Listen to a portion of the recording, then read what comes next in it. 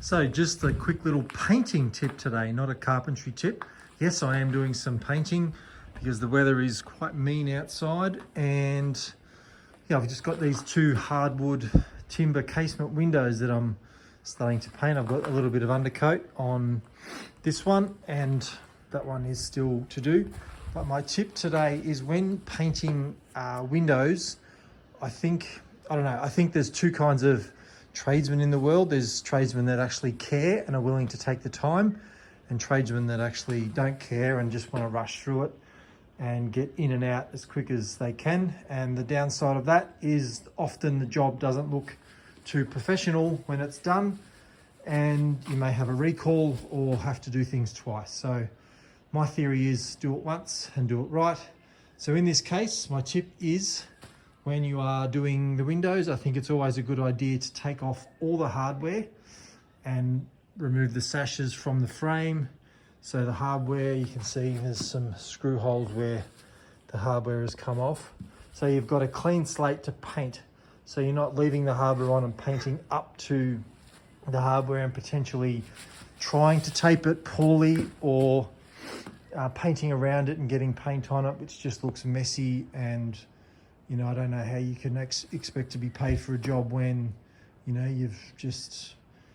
your final result is quite a messy one. So anyway, it's just easier and a lot cleaner, more professional.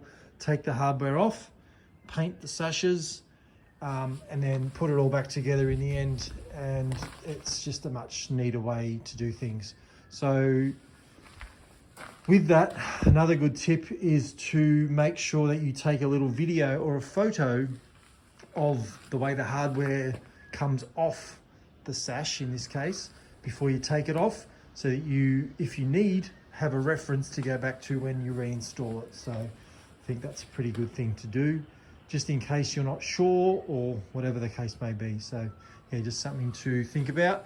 Anyway, that's where we're at. I'm just doing a bit of painting today because my little table that I'm gluing together is drying. So I've got to do it in sections because there's only so many clamps one person can own, and I have exhausted all my clamps at the moment, and using some borrowed clamps as well. So that's that. So while that dries, I'm doing a bit of painting. So that's it. I'm sort of a fair portion of the way through the first undercoat of the first window. I've got to do that one, but I'm kind of running out of room, as you can see. So we'll just Jenga it around and get through it, and that's it. So anyway, that's all I've got to say. Hope this helps, and I'll see you in the next one. Probably worthwhile adding, before I do see you in the next one, about taping the glass. Now, whether you want to call it contentious or what you want to call it, I don't care. I taped the glass today pretty much because I just felt like I just didn't want to spend the time cutting in with a brush to the glass on the timber trim. You can see the bevel there, and it just makes it a lot quicker to paint it, like actually do the physical painting. But the setup of taping it all nicely and getting the actual tape really tight to that to that timber can take a little bit of time as well. So it's a bit of a catch-22 whether you do that, but it's just that if you make one slip with your paintbrush and it goes on the glass, you just got to keep wiping it, whereas this way you just paint it on nice and evenly, and that way it's done. And yeah, that's just, anyway, it's a personal thing. Some people like to do it, some people don't like to do it, some people do it sometimes, some people whatever. But yeah, that's what I've done today.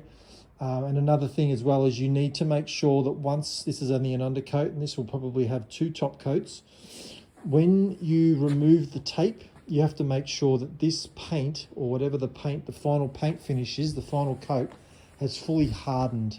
Because if it doesn't, it'll flake off and probably go all over the wet paint or the wet final coat that you've just applied, and then it'll stick to it, and that is no good. If there is any bleed underneath the tape at the end, you can always clean that up with a blade if you need to. But you can really minimize that by doing a nice taping job on the glass when you first set it up. So anyway, that's that, and I'll see you soon.